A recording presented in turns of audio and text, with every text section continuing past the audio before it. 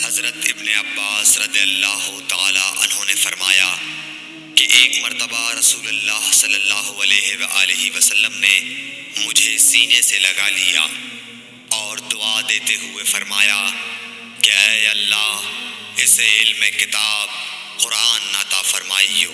صحیح بخاری حدیث نمبر 75۔ عبداللہ بن عباس رضی اللہ تعالی عنہ نے فرمایا کہ میں ایک مرتبہ گدھی پر سوار ہو کر چلا۔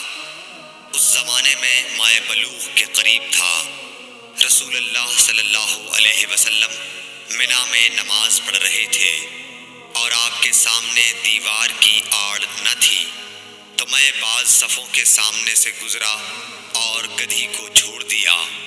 وہ چرنے لگی، جبکہ میں صف میں شامل ہو گیا، مگر کسی نے مجھے اس بات پر ٹوکا نہیں۔ صحیح بخاری حدیث نمبر 76۔